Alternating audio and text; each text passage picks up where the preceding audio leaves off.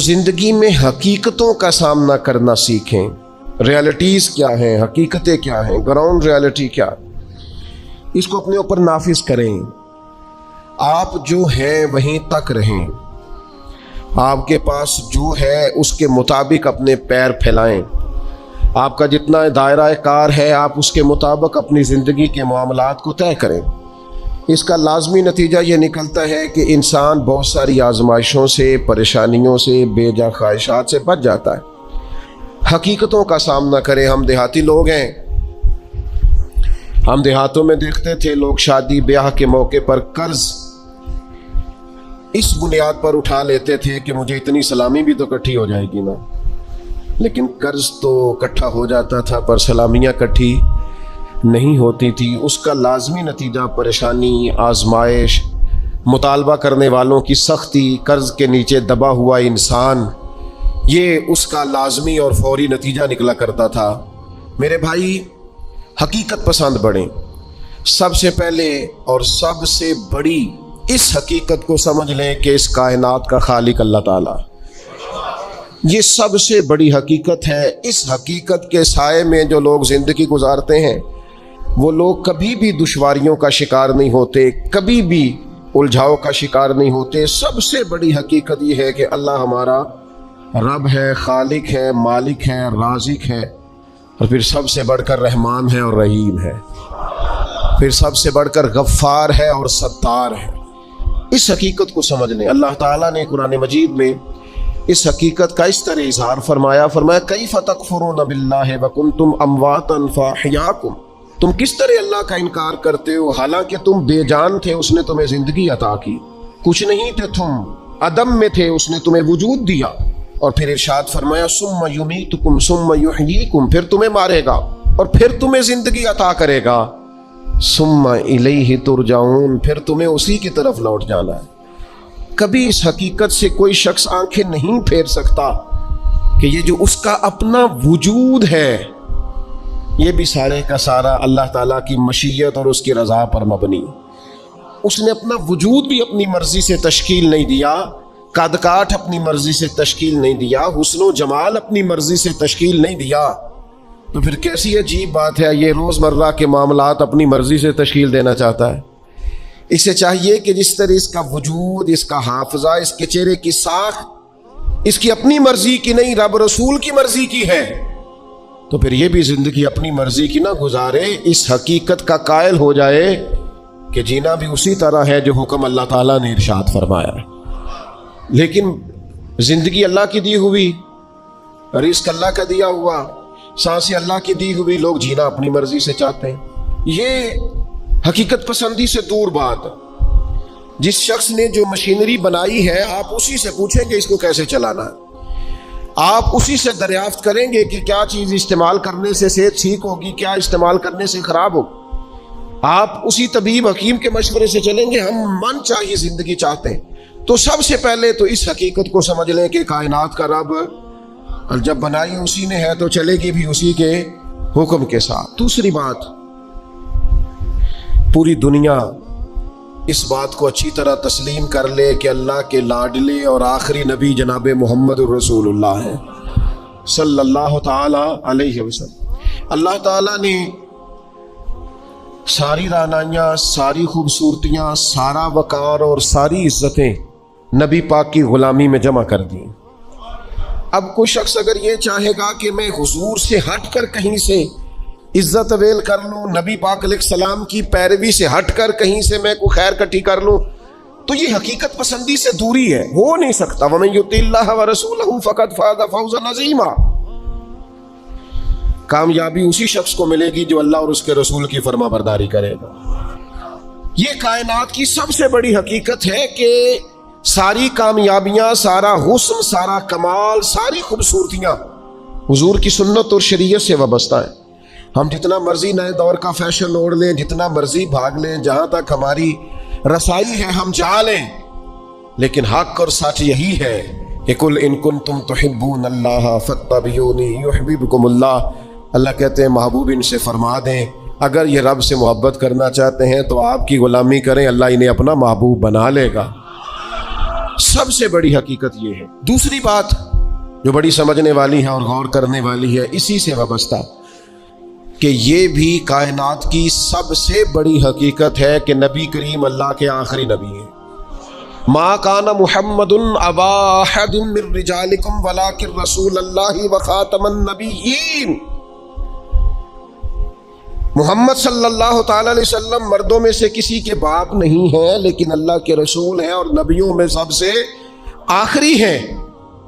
سورج اپنی جگہ چھوڑ سکتا ہے، چاند اپنی جگہ بدل سکتا ہے، ستارے زمین پر آ سکتے ہیں، اس زمین کا سارا نظام بدل سکتا ہے، پر رسول پاک کے بعد کوئی نبی نہیں آ سکتا۔ یہ طے شدہ حقیقت ہے۔ آج جو لوگ قادیانیوں کے بارے میں، مرزائیوں کے بارے میں اپنے دلوں میں نرم گوشے پیدا کرتے ہیں اور وہ روغن خیالی کا مظاہرہ کرتے ہیں، وہ اچھی طرح سمجھیں کہ کائنات کی سب سے بڑی حقیقت یہ ہے کہ رسول پاک آخری نبی ہیں، اور اس حقیقت سے کوئی انکار کر سکتا؟ یہ طے شدہ حقیقتیں۔ اب حقیقتوں کو کوئی شخص بدلے گا، وہ اپنی عقل کو گمراہی کے رستے پر ڈالے گا۔ یہ حقیقت طے ہے اور قیامت تک طے ہے، اور فرما گئے ہیں ہادی کہ لا نبی آبادی۔ خود فرما دیا ہے نبی پاک علیہ السلام نے کہ میرے بعد کوئی نبی آ سکتا۔ اس حقیقت کو میرا خیال ہے ہر شخص کو منو تسلیم کر لینا چاہیے۔ تیسری بات، کائنات کی سب سے بڑی حقیقت یہ ہے، ان حقیقتوں کے بعد کائنات کی، اللہ رسول کو ماننے کے بعد کائنات کی سب سے بڑی حقیقت یہ ہے کہ دنیا میں جو آیا ہے اسے دنیا چھوڑ کر جانا ہے۔ بہت اچھا محل بنا لے، بہت اچھا گھر بنا لے، بہت آسودہ زندگی بنا لے، جتنے زندگی کے لیے اسباب درکار ہیں وہ سارے جمع کر لے، لیکن کل نفس ذائقۃ الموت، اس حقیقت کا انکار نہیں کہ دنیا بہرحال انسان نے چھوڑ کر جانا ہے۔ بڑے بڑے محلات ہو یا آپ کٹیا میں رہتے ہو، بہت بڑا بنگلہ ہو یا جھونپڑی میں وقت گزرتا ہو، بہرحال موت کا ذائقہ چکھنا ہے۔ ہم حقیقت پسندی کا مظاہرہ نہیں کرتے۔ حضرت موسیٰ علیہ السلام کے پاس جناب اسرائیل آئے، میں جان نکالنے آیا ہوں، ایک تماچا رسید کر دیا، اللہ کے حضور حاضر ہو کے عرض کی مالک وہ جناب کلیم نے تو یہ کیا ہے، جلالی ہیں آپ اپنی طبیعت کے تعلق سے، تو فرمایا ان سے جا کے کہیے کہ وہ بیل کی پشت پر ہاتھ رکھیں، جتنے بال نیچے آئیں گے اتنے 1000 سال عمر بڑھا دی جائے گی۔ تو حضرت اسرائیل عرض گزار ہوئے اللہ کے پیارے کلیم علیہ السلام، آپ بیل کی پشت پر ہاتھ رکھیں، جتنے بال آپ کے دستے مبارک کے نیچے آئیں گے اتنے سالوں عمر بڑھا دی جائے گی۔ تو حضرت کلیم نے پوچھا پھر چلے 1000 سال ہو گیا، پھر میں کہا حضور پھر جانا تو ہے۔ تو پھر حضرت کلیم نے حقیقت پسندی کا سبق دیا، فرمایا اگر جانا ہے تو پھر آج ہی چلتے ہیں۔ او بھائی یہ زندگی ایک دن ہو یا 100 سال یہ گزر جاتی، دوش پر کملی ہو یا کہ شال گزر جاتی ہے۔ چلو گر امیروں کی بہے اقبال گزر جاتی ہے تو غریبوں کی بہرحال گزر جاتی ہے، یہ گزر تو جائے گی، ایسا تو نہیں ہے کہ یہ رکے گی۔ تو موت اٹل حقیقت ہے، لا ریب ہے، بس چھوٹا سا فرق ہے۔ کافر کہتا ہے جتنی موج کرنی ہے دنیا میں کر لو، بعد میں فنا ہے۔ مومن کہتا ہے بقائی اس دن شروع ہونی ہے جس دن قبر میں مدینے والے کی پہلی زیارت کرنی ہے۔ بس سوچ میں اتنا سا فرق ہے۔ ہم کہتے ہیں نقطہ آغاز وہ دن ہے جس دن قبر میں جائیں گے، لحد میں عشق رخ شاہ کا داغ لے کے چلے، اندھیری رات سنی تھی سو چراغ لے کے چلے، اور تیرے غلاموں کا نقش قدم ہے راہ نجات، وہ کیا بھٹک سکے جو یہ چراغ لے کے چلے۔ مومن اپنی زندگی کو مرتب کرتا ہے، وہ سمجھتا ہے یہاں مجھے اللہ کی رضا کے مطابق جینا ہے، اپنے مالک کریم کے حضور سجدہ ریز رہ کر، سرنگو رہ کر وقت گزارنا، اور پھر قیامت کے دن اللہ کا فضل اور اس کا کرم مجھے نصیب ہو جائے گا۔ موت اٹل حقیق۔ میں آپ سے عرض کروں، کوئی نہیں تیاری کرتے لوگ موت کی، جتنی محنت ہے صرف جینے کے لیے، جتنی جدوجہد ہے صرف زندگی گزارنے کی، جتنا وقت ہے صرف 60-70 سال کے لیے۔ ہمارا اور صحابہ کا فرق یہ تھا کہ وہ جتنی محنت کرتے تھے وہ مرنے کے لیے کرتے تھے، ہم جو کچھ بھی کر رہے ہیں ہم جینے کے لیے کر رہے ہیں، ہمیں ہر صورت جینے کے اسباب جمع کرنے، اور ان کا خیال یہ تھا کہ اصل کامیابی آخرت کی کامیابی ہے، والآخرۃ خیر وابقیٰ، آخرت خیر والی بھی ہے، رہنے والی بھی ہے۔ آخرت کے اکاؤنٹ کو مضبوط رکھتے تھے، وہاں نیکیاں ہر روز جمع کراتے تھے۔ قبر کی وہ 2 فٹ کی جگہ، اس کو خوبصورت بنانے کے لیے وہ زندگی میں گناہوں سے، عیبوں سے، جرموں سے، نافرمانیوں سے بچتے تھے، ساری جدوجہد جینے کے لیے کی، اور پھر حال یہ ہوا کہ دنیا سے جاتے وقت وصیتیں شروع کر دی، پتر اتنے 1000 روپے فلان جگہ خیرات کر دینا، اتنے لاکھ فلانے کو دے دینا۔ اور بھائی صاحب جتنے آپ نے زندگی میں دیے ہیں بچوں نے بھی اتنے ہی دینے ہیں، آپ فکر نہ کریں، جتنی آپ نے اپنے ابا جی کے لیے دعائیں کی ہیں اس سے تھوڑی کم ہوں گی، زیادہ نہیں ہوگی۔ اللہ فرماتے ہیں انسان کو وہی ملتا ہے جس کے لیے وہ کوشش کرتا ہے۔ آپ نے عمر بھر دنیا داری کے لیے کوشش کی تو نتیجہ سامنے ہے۔ ادھر آنکھیں بند ہوتی ہیں، ادھر بیٹے ایک دوسرے پہ کیس کرا دیتے ہیں، یہ پلاٹ تو ابا جی مجھے کہہ گئے تھے، یہاں تو کچا رکا میرے پاس بھی ہے، یہاں تو 3 آدمیوں سے پوچھ لیں وہ میرے نام تھی۔ فتنے، فسادات، لڑائیاں اور دنگے۔ خدا را اس حقیقت کو سمجھ کیوں نہیں لیتے کہ دنیا چھوڑ کے جانا؟ اس نظریے کو بھانپ کیوں نہیں لیتے کہ تھوڑے دنوں کے لیے آئے؟ یہ ذہن ہمارا بن کیوں نہیں جاتا؟ رسول کریم نے صحابی کا کندھا پکڑ کے ہلا کے کہا تھا مجھے تجھ سے بڑا پیار ہے۔ تو یا رسول اللہ حکم فرمایا کن فی الدنیا کانک غریب و عابر سبیل کما قال صلی اللہ تعالی وسلم، فرمایا حقیقت پسند رہنا، دنیا میں یوں وقت گزارنا جیسے مسافر گزارتے ہیں، راہگیروں کی طرح جینا۔ او بھائی صبح سے شام تک کوئی تو کوشش کرو، دنیا چھوڑ کے جانی ہے، مر جانا ہے۔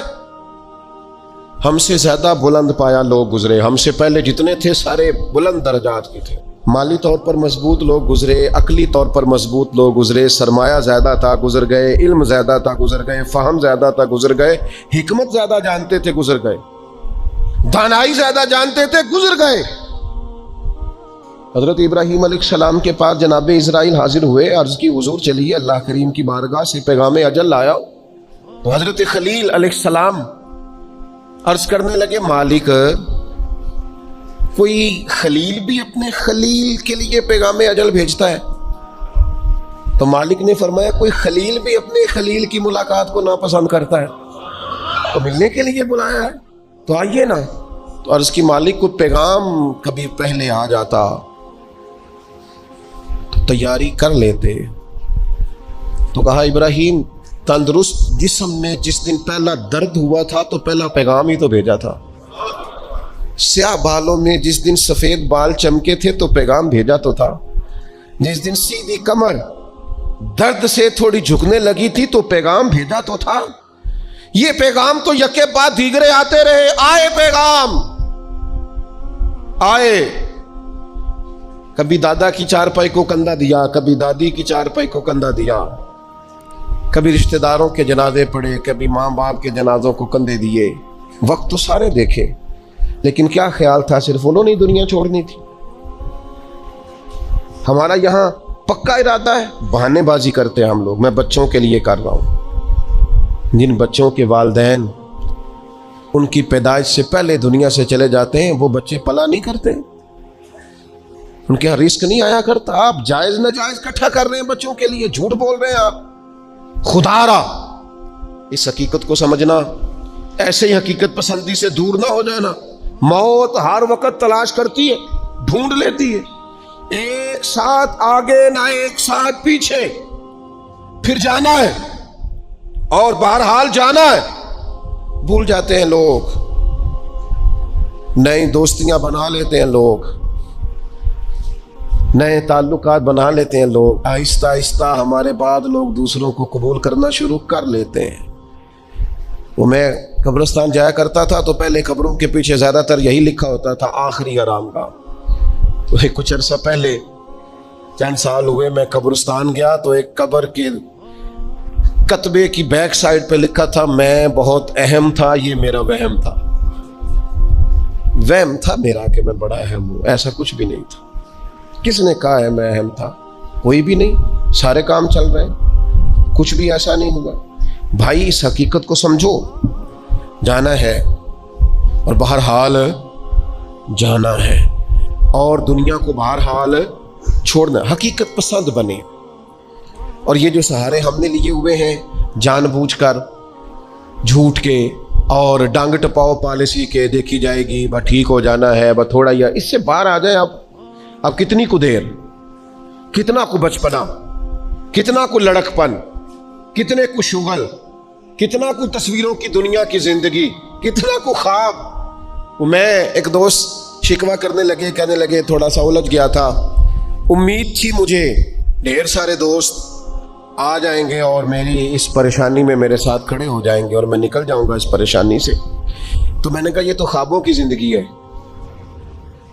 جتنے لوگوں کے ساتھ آپ زندگی میں کھڑے ہوئے اتنوں نے آپ کے ساتھ کھڑے ہونا تھا. آپ خود اندازہ کر لیں. ہمیں بہت ساری چیزیں یاد آتی ہیں جب ہمیں کوئی کام بتاتا ہے تو سیم صورتحال دنیا کی ہے. ہم حقیقت پسند نہیں، کہانیوں کی دنیا میں زندہ ہیں، رنگوں کی دنیا میں زندہ ہیں، تصویروں کی دنیا میں زندہ ہیں، لائکس اور کومنٹس کی دنیا میں زندہ ہیں، سٹیٹس کی دنیا میں زندہ ہیں.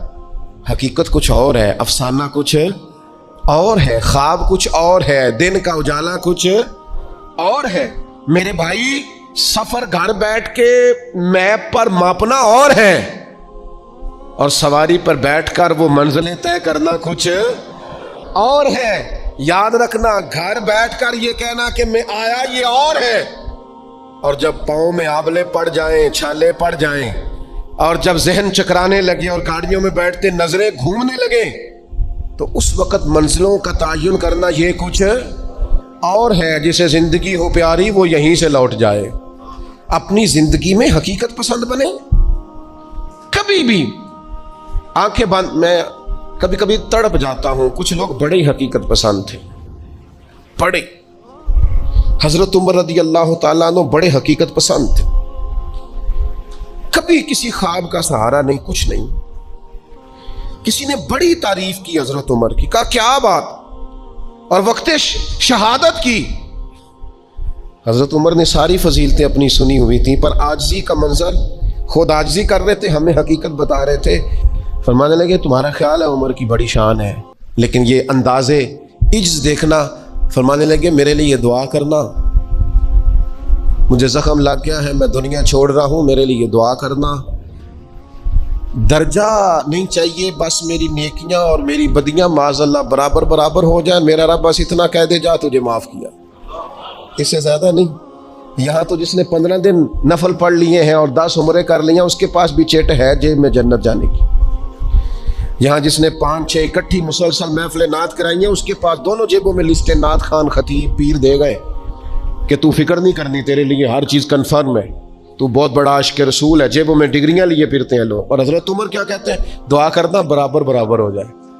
برابر. امام جعفر صادق رضی اللہ تعالیٰ عنہ، میرا وجدان ہے، میں سادہ آدمی ہوں، دعوے سے بچتا ہوں، لیکن ایک فقیرانہ سا دعویٰ کرتا ہوں، امام جعفر صادق کا خالی نام لینے سے فیض نصیب ہوتا ہے. کسی کا قول نہیں سنا رہا، ذاتی بات کر رہا ہوں. ذکر کرنے سے، نام لینے سے طبیعت کے اندر نورانی فیوز و برکات حاصل ہوتے ہیں.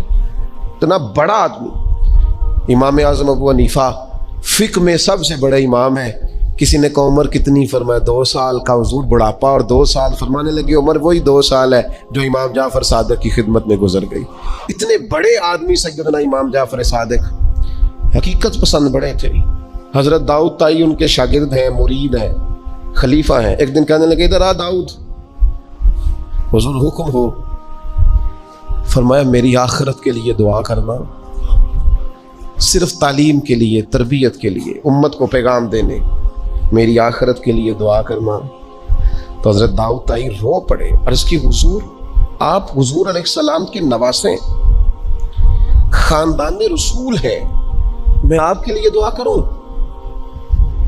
تو فرمانے لگے یہی تو دعا کرانی ہے کہ کہیں قیامت میں نانا کے حضور مجھے شرمندگی نہ اٹھانی پڑے. دعا کرنا میں کامیاب رہوں.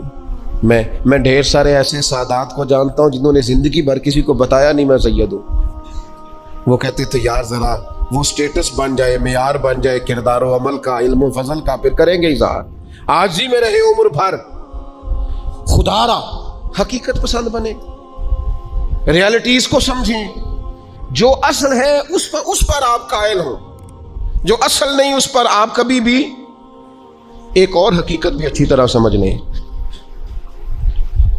یہ ڈھیر سارے لوگ جو رکے دیتے ہیں، پیغام دیتے ہیں اور مجھ سے محبت کی وجہ سے بار بار دعا کا کہتے ہیں، انہیں ایک حقیقت سے پردہ اٹھا کے بتانے لگا ہوں. یہ کائنات کی بہت بڑی حقیقت ہے کہ جس کو مشکل آئی ہے نا، اس کے لیے اللہ آسانی بھی فرمائے. بہت بڑی حقیقت ہے. کیوں کہ قرآن مجید نے کہا فَإِنَّ مَعَ الْعُسْرِ يُسْرًا، إِنَّ مَعَ الْعُسْرِ يُسْرًا، فرمایا بے شک مشکل کے ساتھ آسانی ہے، بے شک مشکل کے ساتھ آسانی. یہ حقیقت ہے قرآن کی بتائی ہوئی. اس لیے جہاں جہاں بھی مشکلات ہیں وہ سمجھ لیں کہ بڑی جلدی یہ مشکلات دروازہ بنے گی، اور جیسے ہی دروازہ کھلے گا سامنے آسانیاں نظر آئیں گی.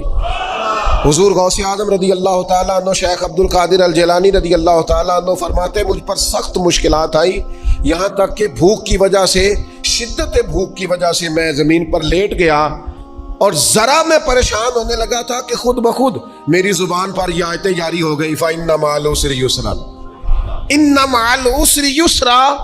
فرمایا میں آیتیں پڑھ رہا تھا، اٹھ کے بیٹھا، چلنے لگا، کام میں لگ گیا، چند ہی دنوں میں اللہ نے ساری مشکلات کو آسان فرما دیا.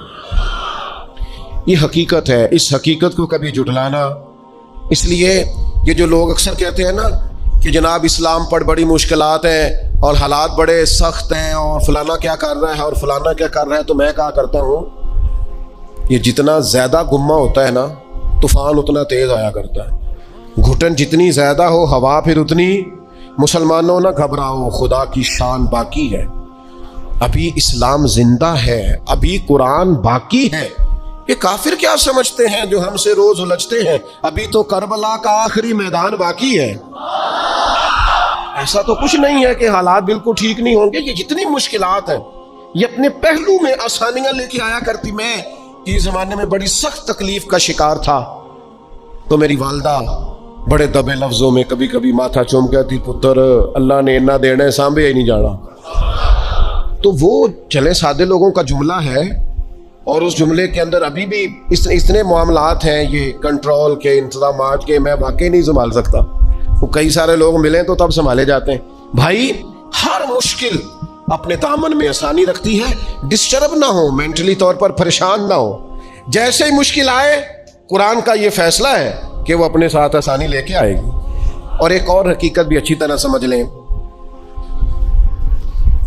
رزق بندے کو تلاش کرتا ہے. آپ کو گھر سے نکلنا ہے، کوشش کرنی ہے، محنت کرنی ہے، لیکن جو جائز نہیں اس کی طرف ہاتھ نہیں بڑھانا. اس لیے کہ جو آپ کا ہے وہ تو آپ کو ڈھونڈ رہا ہے.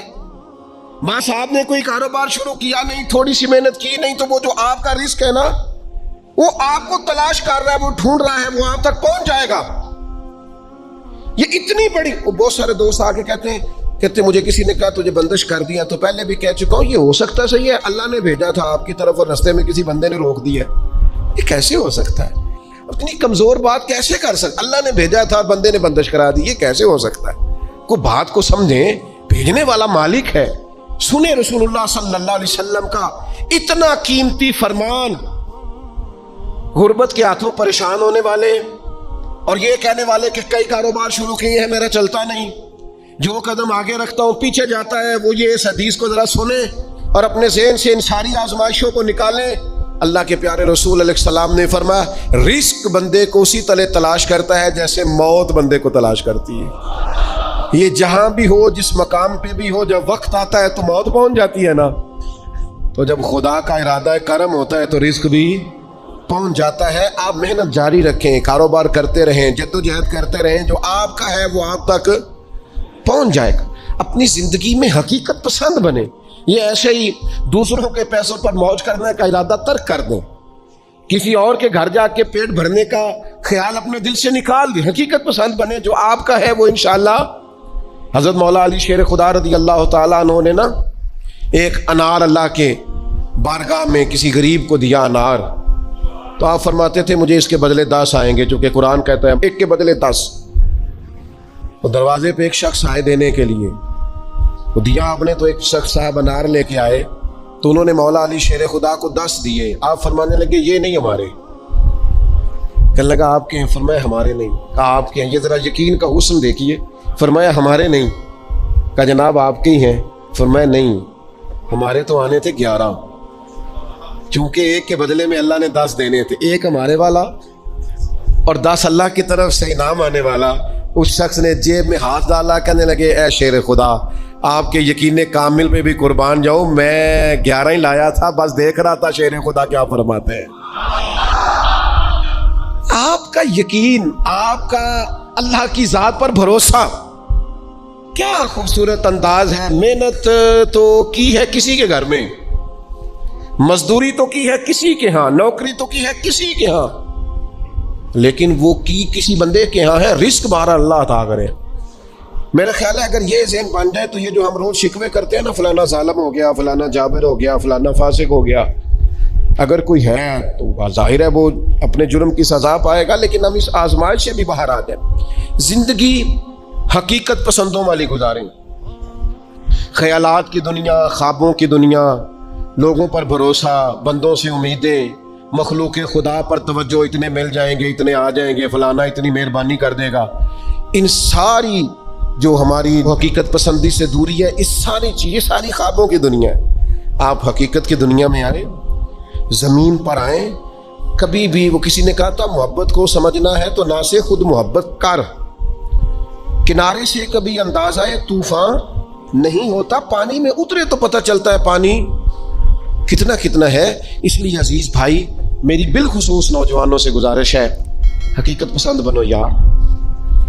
آپ جو نہیں ہیں وہ بننے کی ضرورت، بہت پہلے کہا تھا پھر کہتا ہوں، ایک بزرگ کہتے ہیں میں ہر ایک سے نصیحت لے لیتا تھا، ایک طوائف گزر رہی تھی تو وہ بھی مجھے نصیحت کر گئی، میں نے اسے کہا کہ پردہ کار اللہ سے ڈر، اس نے ایسا جواب دیا کہ کئی گھنٹے بابا جی بے ہوش رہے۔ کہتے میں نے کہا پردہ کر اللہ سے ڈر، تو کہنے لگی حضور معاف کرنا، آپ نے ایک بات کی ہے تو ایک میں بھی کر لوں۔ میں نے کہا بیٹا کر لو، تو کہنے لگی میں انشاءاللہ توبہ بھی کروں گی، پردہ بھی کروں گی، پر ایک بات کرنی ہے، میں جو ہوں وہی کہلاتی ہوں۔ آپ بتائیے آپ جو کہلاتے ہیں آپ وہ ہیں کہ یا ڈھونگ رچایا ہوا ہے؟ سچ بتائیں، لوگ تو آپ کو ولی اللہ مانتے ہیں، درویش، صوفی، فقیر، خدا ترس مانتے ہیں، آپ نے ڈھونگ رچایا جو آپ ہیں بھی؟ فرماتے اللہ اکبر کا اور بے ہوش ہو کے زمین پہ گر پڑا، اور پھر میں اسے ڈھونڈتا رہا، زبان خلق کو نکارائے خدا سمجھو۔ او بھائیو، حقیقت پسند بنو۔ یہ جو ہم نے بہانے بازی اپنے ساتھ لگائی ہوئی ہے، اپنے ساتھ دھوکہ کرنا چھوڑ دو، اپنے آپ کے ساتھ ظلم چھوڑ دو، اپنے آپ کے ساتھ زیادتی چھوڑ دو، اپنے آپ کے ساتھ جان بوجھ کر خوش فہمیوں میں زندہ رہ کر عمل سے دور ہونا اور اپنے لیے معاذ اللہ قیامت کی سزائیں اکٹھی کرنا، اسے چھوڑ دو۔ حقیقت حال پر میں، اللہ مجھے معاف کرے، خدا نہ کرے میرے منہ سے کوئی ایسی بات نکلے، یہاں لوگ بچے داخل کرانے آتے ہیں، کہتے ہیں یہ بچہ داخل کر لیں، حفظ کرا دیں، ہماری بخشش کا ذریعہ بن جائے گا، تو میں کہتا ہوں آپ کی ابھی 45 سال عمر ہے، آپ اپنی بخشش کے لیے خود تیاری کیوں نہیں کرتے؟ یہ بچہ آپ کی بخشش یہ تو کرائے گا، حدیث میں موجود ہے۔ لیکن میرے بھائی یہ کیا بات ہوئی، آپ نہ جائز دے کے نہ ناجائز دے کے، نہ نماز کا خیال کریں، نہ حدود اللہ کا خیال کریں، اور آپ نے ذہن بنا لیا ہے کہ بچہ داخل کرا دیا تو بخشا دے گا۔ اور وہ جو بخشانے والی بات ہے نا مشکات میں، اس کے بھی لفظ کیا ہے؟ فرمایا جو قرآن مجید کو پڑھے اور قرآن کے حلال کو حلال جانے اور حرام کو حرام جانے، وہ اپنے خاندان کے 10 بندے لے کر جنت میں جائے گا۔ میں انکار نہیں کرتا، یہ بہت بڑی بشارت ہے، حافظ بندے جنت میں لے کے جائیں گے، اور اعلیٰ حضرت نے لکھا ہے عالم دین کے شاگردوں کی تعداد آسمان کے تاروں کے برابر بھی ہوئی تو اللہ عالم کی سفارش ان کے حق میں قبول فرمائے گا۔ یہ بات درست ہے، پر یہ کہ آپ بھروسہ کر کے بیٹھ گئے۔ حضرت ابو ہریرہ رضی اللہ تعالیٰ عنہ نے کہا تھا حضور جو کلمہ پڑھے گا جنت میں جائے گا، تو یہ روایت میں بیان کر دوں تو حضرت عمر قریب تھے، عرض کی حضور اس طرح تو لوگ عمل کرنا چھوڑ دیں گے، تو حضور نے فرمایا ابو ہریرہ رہنے دو، ان کو وہی باتیں بتاؤ جو عمل کے قریب کریں۔ بڑی خوش فہمیاں ہیں، نا عاقبت اندیشیاں ہیں۔ کبھی کبھی لوگوں کی باتیں سن کے ہم حیران ہو جاتے ہیں کہ یار چھوڑ دیں، آپ حقیقت پسند بنیں، کم از کم میں، کم از کم آپ، ہم تو اتنا سوچیں کہ یار بس جو اصل ہے اس پر رہیں، اصل سے آگے بڑھنے کی کوشش نہ کریں، ورنہ پھر زندگی ہواؤں کی نظر ہو جائے گی، خوابوں میں جینے کی ضرورت نہیں ہے۔ آپ آنکھ کھولیں، بیدار ہوں اور بیداری میں زندگی گزاریں، آپ کو لطف آئے گا کہ جو آپ ہیں وہی آپ کر رہے ہیں۔ میرے بھائیوں، محبت دل کی وابستگی، روح کا میلان اس کو کہا جاتا ہے۔ دل انسانی جسم کا بادشاہ ہے۔ جو چیزیں دل میں پنپتی ہیں، جو خواہشات دل کے اندر قرار پکڑتی ہیں، سارا وجود وہی کرتا ہے۔ انسان کا پورا نظام اسی دل کی فرما برداری کرتا ہے۔ لیکن ہوتا یہ ہے کہ نہ چاہتے ہوئے بھی، سمجھ بوجھ رکھتے ہوئے بھی، چیزوں کے مضر اثرات سے آگاہی رکھتے ہوئے بھی بعض اوقات دل ایسی چیزوں کی طرف میلان کرتا ہے جو بڑی نقصان دہ ہوتی ہے۔ انسان کے وجود کا بھی، اس کی روح کا بھی، اس کے باطن کا بھی، وہ چیزیں بہت زیادہ نقصان کرتی ہیں۔ لیکن انسان ان سے بعض اوقات نجات نہیں حاصل کر پاتا۔ مثلا سب کو پتہ ہوتا ہے کہ ہرس، لالچ، ہوس ایک وہ اچھی چیز نہیں۔ اللہ تعالیٰ اگر ضروریات کا رزق عطا کر دے اور ضروریات پوری ہونے لگ جائیں تو بہت اچھا ہے۔ لیکن نہ چاہتے ہوئے بھی بعض لوگ مال کی ہرس میں، ہوس میں، لالچ میں مبتلا ہو جاتے ہیں۔ یہ محبت دن بدن بڑھتی چلی جاتی ہے۔ وہ خود اپنے آپ سے کئی دفعہ سوال کرتے ہیں کہ یا دل تو نے تو ایک دفعہ یہ کہا تھا کہ بس میری ضروریات پوری ہونے لگ جائیں، 2 وقت کی روٹی چلنے لگ جائے، بچوں کے اخراجات نکلنے لگ جائیں، سر چھپانے کو ایک مکان مل جائے تو کافی ہے، اب تو کدھر نکل گیا۔ لیکن بہت سارا اس سے بڑھ کر اللہ نے فضل کر دیا، خواہش سے بڑھ کر عطا کر دیا، لیکن کہیں ٹھہراؤ نہیں ہو پا رہا، دل روک نہیں رہا۔ روز مال کی محبت، مال کا لالچ بڑھتا چلا جاتا ہے۔ یہ اس قدر زیادہ نقصان کرتا ہے کہ نبی کریم صلی اللہ تعالی علیہ وسلم نے ارشاد فرمایا کہ دنیا کی محبت ہر گناہ کی جڑ ہے۔ یعنی لوگ سمجھتے ہیں کہ معمولی بات ہے کہ میرے دل میں مال کی محبت بیٹھ گئی ہے، لیکن یہ بڑا گہرا مرض ہے۔ بعض لوگ کہتے ہیں نا کہ یہ مرض آ جائے تو اس کی وجہ سے 70 مرض اور بھی لگ جاتے ہیں۔ تو یہ دنیا کی محبت وہ مرض ہے، مال کی محبت وہ بیماری ہے کہ جس کی وجہ سے سینکڑوں امراض پیدا ہوتے ہیں، حلال حرام کی تمیز اٹھ جاتی ہے، رشتوں کا تقدس پامال ہو جاتا ہے، بہن بھائیوں کے رشتوں میں دراڑ آ جاتی ہے۔ لوگ اس مال کی محبت میں مبتلا ہو کر خونی رشتوں تک کو بھول جاتے ہیں۔ تو اگر محبت کو صحیح رستہ نہ ملا، یہ محبت الہی اور محبت رسول صلی اللہ تعالی علیہ وسلم کے خوبصورت عنوانات کی عادی نہ ہوئی، تو پھر یاد رکھیے گا کہ مال کی محبت تو پورے طور پر اجاڑ دے گی، اندر کو تباہ کر دے گی۔ ایک دوسری محبت بڑا نقصان کرتی ہے، وہ ہے شہرت کی محبت۔ میں چاہا جاؤں، میری شہرت ہو جائے، لوگ مجھے جانیں، کوئی ایسا طریقہ اپناؤں جس کی وجہ سے دنیا کے اندر فیمس ہو جاؤں، لوگ میرا نام لینے لگے۔ آپ یقین کریں، سوشل میڈیا کے اوپر بڑے بڑے وزادار، بڑے بڑے باریش لوگ، بڑے بڑے اچھے اور اچھی قد و قامت اور اچھا نام رکھنے والے لوگ فقط مشہور ہونے کے لیے وہ حرکتیں کرتے پھرتے ہیں کہ کوئی بھی سنجیدہ آدمی دیکھے تو شرم سے اس کی نظر جھک جاتی۔ یہ شہرت، اس کا لالچ، یہ شہرت کی طلب اور شہرت حاصل کرنے کے لیے ایسے خطرناک طریقوں کا حصول، شہرت حاصل کرنے کے لیے ایسے کمزور اور ایسے اخلاق سے گرے ہوئے رویے کا انداز، تباہ کر دیا اس نے دنیا کو، اجاڑ کے رکھ دیا ہے لوگوں کو۔ آپ یقین کریں، اچھے بھلے سمجھدار لوگ تھے، اچھے بھلے معاملہ فہم لوگ تھے، الجھ گئے ہیں۔ ذہن بن گیا ہے کہ بس جو کچھ ہے وہ یہی شہرت ہی ہے۔ وہ میرے بھائیوں سنو، حضرت مولا علی شیر خدا فرماتے ہیں، مصنف ابن ابی شیبہ میں موجود ہے، حضرت مولا کائنات فرماتے ہیں، اسے مبارک ہو جسے تھوڑے لوگ جانتے ہیں۔ وہ قابل مبارکباد ہے جس کا تعارف کم لوگوں میں، جس کو ذرا زیادہ لوگوں میں جس کی شناخت نہیں ہے۔ میرے بھائی، آپ کبھی ان لوگوں سے پوچھ کر تو دیکھو، ان سے کبھی ملاقات تو کرو جو بڑے مشہور ہو گئے، کبھی ان کی تنہائی میں ان کے پاس تو بیٹھو، ان سے پوچھو تو صحیح اس شہرت کے سبب سے انہیں کچھ ایسے کام بھی کرنا پڑتے ہیں جو وہ کرنا نہیں چاہتے، انہیں کچھ ایسے رستوں سے بھی گزرنا پڑتا ہے جہاں سے گزرنے کا کبھی انہوں نے سوچا بھی نہ تھا۔ وہ تو چاہتے تھے کہ کوئی تنہائی ہوتی، قرآن مجید کا نسخہ ہوتا، 500 دانے والی تسبیح ہوتی، کہیں مصلے کا نور ہوتا، دل میں ہو یاد تیری گوشہ تنہائی ہو، پھر تو خلوت میں عجب انجمن آرائی ہو۔ دل چاہتا تھا، لیکن یہ شہرت، اس کی طلب، ہاں ایک بات ہے، اگر آپ شہرت چاہتے ہیں، معروف ہونا چاہتے ہیں، مشہور ہونا چاہتے ہیں، بہت سارے لوگوں میں چاہتے ہیں کہ آپ کا نام سنہری حروف سے ہو اور زیادہ لوگ آپ کو جانے پہچانے، تو قرآن مجید نے نسخہ دیا ہے۔ فرمایا ان الذین آمنوا وعملوا الصالحات سیجعل لهم الرحمن ودا، جو ایمان لانے کے بعد نیک عمل کرے گا رب لوگوں کے دلوں میں محبت پیدا فرما دے گا، رحمان ایسا ماحول بنا دے گا کہ ان لوگوں کے دلوں میں، اللہ تعالیٰ لوگوں کے دلوں میں اس بندے کی محبت پیدا کر دے گا۔ ایک اور محبت ہوتی ہے،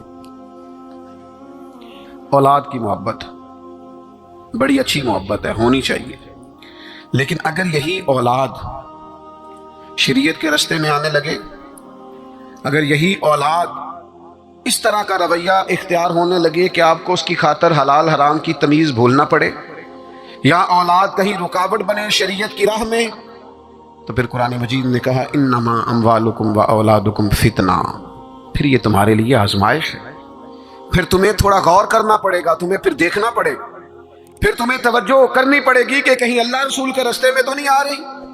حضرت ابوبکر صدیق رضی اللہ تعالیٰ عنہ کے بیٹے نے ایک دفعہ کہا تھا کہ ابا جی، مسلمان ہونے سے پہلے جب بدر کے دن میں کفار کی طرف سے لڑتے ہوئے آ رہا تھا تو آپ میری تلوار کی زد میں آ گئے تھے، میں آپ کو قتل کر سکتا تھا پر میں نے باپ سمجھ کر کے چھوڑ دیا۔ تو سیدنا ابو بکر صدیق فرمانے لگے بیٹا تو ابھی کلمہ نہیں پڑھتا تھا، تو نے مجھے باپ سمجھ کے چھوڑ دیا، اگر تو بدر والے دن میری تلوار کے نیچے آتا تو میں تجھے کبھی بیٹا سمجھ کے معاف نہ کرتا، دین کا مخالف سمجھ کے قتل کر دیتا۔ اس لیے کہ جو اولاد شریعت کے راستے میں آئے گی، دین کے راستے میں آئے گی، پیغام حق کے راستے میں آئے گی، اسے اولاد سمجھ کر درگزر تھوڑا کیا جائے گا۔ میرے عزیزو، وطن کی محبت بھی کبھی غالب آتی ہے، علاقے کی محبت بھی کبھی غالب آتی ہے۔ انسان جہاں پیدا ہوتا ہے، جہاں جوان ہوتا ہے، جہاں وقت گزارتا ہے، جہاں اس کے احباب ہوتے ہیں، جہاں اس کی دوستیاں ہوتی ہیں، جہاں اس کے تعلقات ہوتے ہیں، وہ محبت بھی کبھی غالب آتی ہے۔ لیکن یاد رکھنا، سارا کچھ ہی مکہ مکرمہ میں موجود تھا، وہیں پیدا ہوئے تھے صحابہ، وہیں دوستیاں تھیں، تعلق تھے، رشتہ داریاں تھیں، لیکن جب پتہ چلا نا کہ محبوب کو مدینہ پسند ہے تو پھر کسی نے بھی وطن سے پیار نہیں کیا، محمد عربی کے شہر سے محبت فرمائی ہے۔ میں اللہ کے حضور بڑے درد دل سے آج عرض گزار ہوں، اے اللہ پوری دنیا کے مسلمانوں کو، پاکستان والوں کو اللہ حقیقت پسند کر دے، محنت کا عادی کر دے، کردار و عمل کو ٹھیک کرنے والا کر دے، آسانی والا کر دے۔